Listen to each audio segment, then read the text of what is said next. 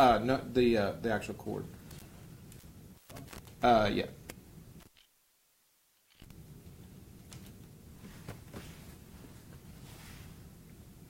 Did that work? I don't know. There's no meter, so.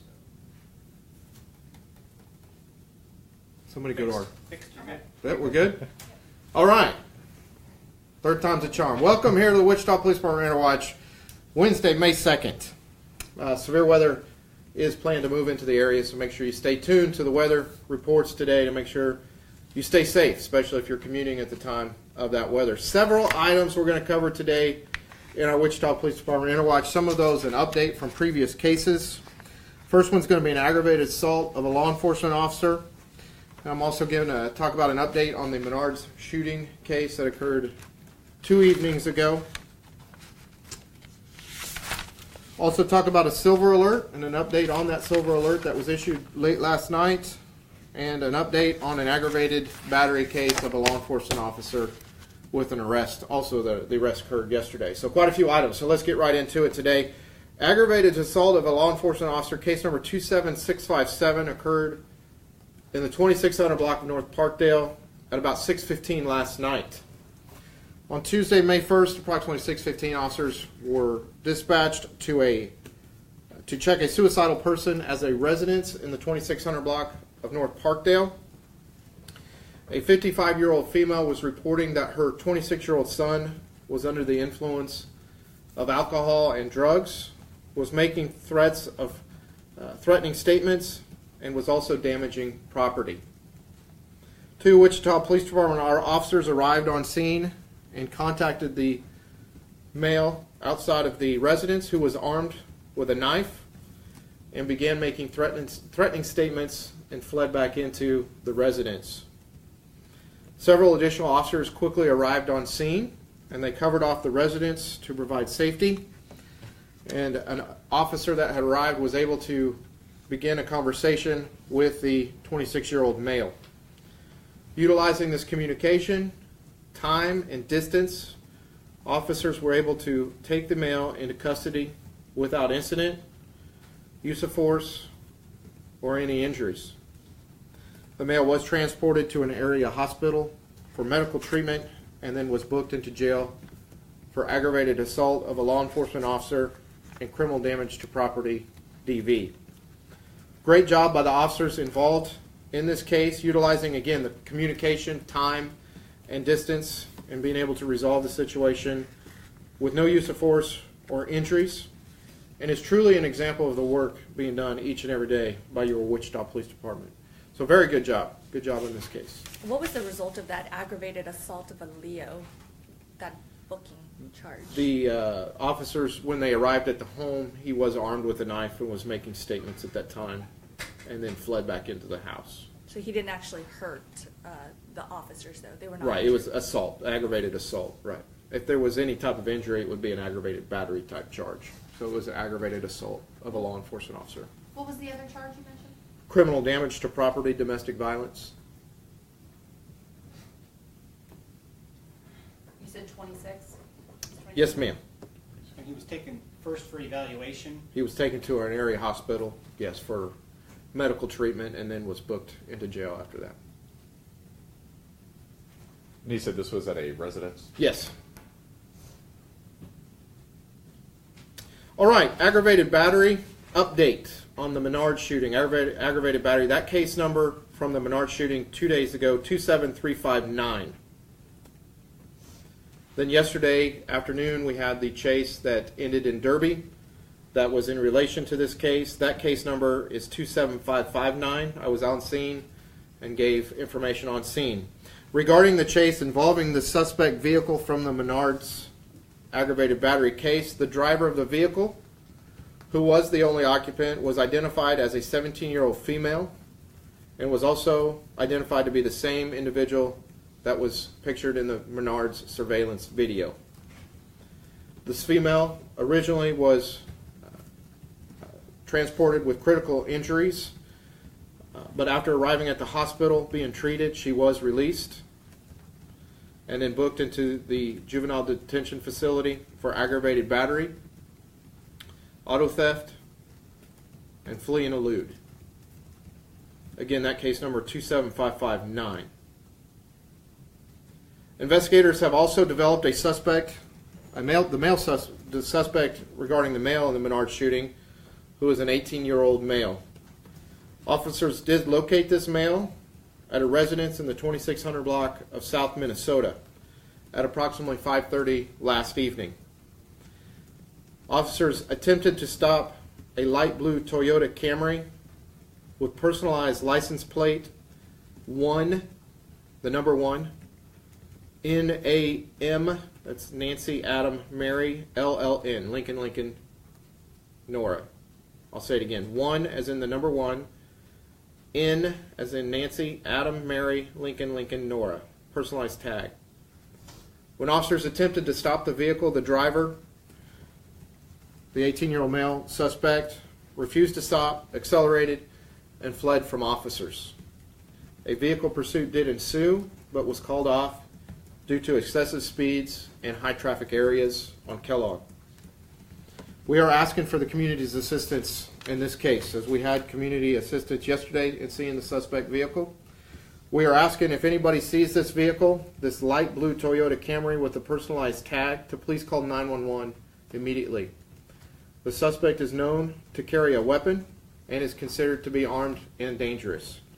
If this vehicle is seen, please be the best witness that you can. Obtain as much information as you can and call 911 immediately so officers can respond to investigate appropriately. Through our investigation, it was also revealed that this Toyota Camry vehicle is listed as a stolen vehicle as well. The case number regarding this chase last evening is 27477, 18C 27477.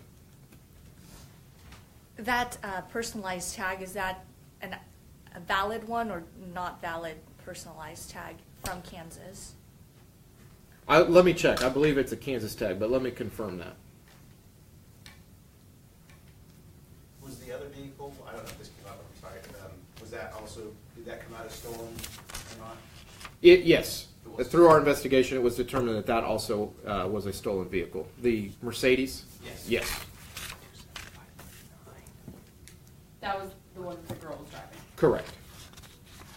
Was that stolen here in town? I'm not sure the exact location it was stolen, but it was a stolen vehicle. Do you know this man's identity? Do you know his name? We have a known suspect that we have developed a suspect, an 18-year-old male, And you in know- this case, you know and his we're name. working to attempt to locate this male. 2600 South Minnesota is where the car was located. Was it at a home or was it just in that vicinity? It was at a home in that area. So you found the officers found the vehicle at the home, and he was in the vehicle at the time? We found the individual at a getting into this vehicle at a home Okay. in that area. Are And the attempted people to who are stop at the that vehicle. home, Mhm. are the people at the home in the 2600 block of South Minnesota cooperative in regards to this case? I don't have any information as far as that goes at this point. Is that where he lives? I don't know if that's his actual address, but that is where the officers did see this individual. Booking sheets show the 17-year-old has charges for aggravated battery firearms. Does the girl face gun charges as well? Yeah, that's going to be in relation to the Menard shooting as Okay, well. okay. Yes.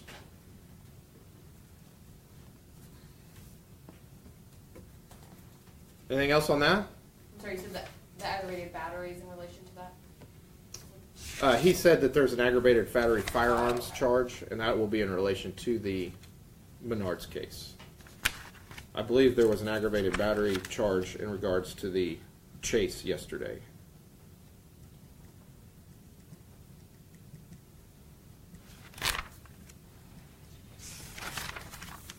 All right, just update on a silver alert. Case number 18C27683. This occurred in the 600 block of South Woodlawn about 8 p.m. last night. Tuesday, May 1st, approximately 8 p.m. officers were dispatched to a residence in 1600 block of South Woodlawn in reference to a lost adult. Reported missing was Michelle R. Foy, F-O-Y. She had been diagnosed with dementia and other illnesses. She had last been seen in the area of, or at her address approximately 6:30 p.m. on Monday, the 1st, and her current whereabouts were unknown. Her adult son had went to check on her and did not locate her at the residence. Officers began to try to locate her and even utilized the Wichita Police Department Bloodhound, but were unsuccessful. And late last night, we issued a silver alert for Michelle through media, social media, and our WPD app. I know I saw coverage on KWCH, KNSS, and also KFDI, so appreciate the coverage on the silver alert. And this morning, Michelle was located this safe after a citizen had seen the silver alert and notified police. And she was located in the area of Central Webb at approximately 7:15 this morning and was safe. So again, thank you for the KWCH, KNSS, and KFDI helping us on this. And also, thank you to the citizen for giving us a call when they saw the information and provided us the information to help find this female. We were very concerned with her whereabouts after being gone, possibly a day or two. Was she located outside or at business? Outside. Outside. You know she'd been outside all night? To my knowledge, yes.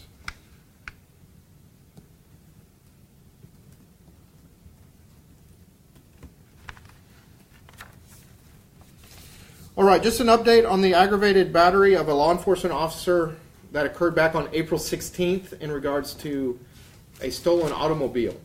It was Monday, April 16th, a Wichita Police Department officer was investigating a stolen vehicle from Davis Moore at 7525 East Kellogg. The officer located the vehicle in the 5600 block of East Pawnee, and the officer attempted to take the suspect into custody when he was battered, causing injury to his mouth and teeth, and the suspect fled the scene in a different vehicle. A 40-year-old male suspect was developed in the case through our investigation. That case number 18C24120. I know I did do a media release on that when that occurred back on the 17th, probably the day after. Also on April 16th, officers responded to a disturbance with a weapon call at the Quick Shop in the 500 block of South Oliver. An unknown suspect had shoplifted cigarettes from the business, and a 33-year-old male employee was attempting to get the tag number of the suspect vehicle when the suspect brandished an aluminum bat and charged at the victim. A 40-year-old male suspect was also developed in that case, case number 24094, 18024094, and was the same suspect involved with the battery of a law enforcement officer case. Last evening, May 1st, a Sedgwick County Sheriff's deputy did locate this 40-year-old male suspect at the White Glove Motel located in the 1900 block of West Kellogg. The suspect was taken into custody without incident and booked into jail for aggravated battery of a law enforcement officer, resist arrest, and aggravated assault regarding to the Quick Shop case. So good job by the Sedgwick County Sheriff's deputy locating the individual and making an arrest without incident. We continue to appreciate the hard work that we have from our surrounding law enforcement agencies. Especially we work very closely with Sedgwick County Sheriff's Office as we're in the same county as them. But we appreciate their partnership and their work with us in solving these two cases. Again, when was the Quick Shop incident? Same day, April 16th. Was that before or after? That was just before I believe that was around 7:30, somewhere around there, and then 8 o'clock was the aggravated battery of a law enforcement officer. And the stolen vehicle, was that found? Yes, the officer saw the stolen vehicle and attempted to take the male into custody who battered him and fled in a different vehicle. And so, yes, we did recover that vehicle during that investigation. Can you give the address of the motel again? It's 119th in Kellogg West. What injuries did you say the officer had in that? To his mouth and his teeth. Was he hit with anything or? I believe a handcuff had struck the officer during the attempt to take him into custody.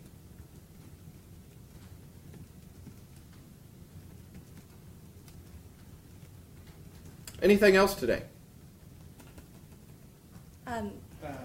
The fire, you wouldn't have anything on the fire? correct? No, I don't have anything on the fire. You'll have to reach out to the Wichita Fire Department for any details on that. I do have one question back on the chase down yesterday. Okay. On Meadowlark. Did you continue that chase, or why was that chase continued? I mean, like the chase last night was called off. I mean, you talked about your policy. Well, I'll direct you to our policy to see what our policy states. We do have a matrix that our supervisors follow when looking at continuing a chase. Obviously, charges are something that comes into play. Speeds, the time of day. You know, obviously, if it's somewhere going through a school zone and school's letting out, that's different than a rural county road. So those are all different things that play into it. The one was called off last night due to excessive high speeds in a high traffic area. It was at 5:30, so you could imagine what Kellogg looked like at 5:30. So it's due to a bunch of variables based on this matrix in your policy. That is correct. Okay. And I would assume the other jurisdictions that were involved in the chase have their own policies as well? That's correct. They do. Yep. And you said the the chase was called off around Kellogg in what area? Do you know? I don't know. On Kellogg. Yeah. I don't have the exact location they were called off, but it was on Kellogg due to the high speeds and high traffic area. Where did that, you don't know where he got on Kellogg, or? I don't. Can you say again when the suspect was found at the White Glove Motel yesterday? Last evening. I don't have an exact time, but last evening. I'd give you my video.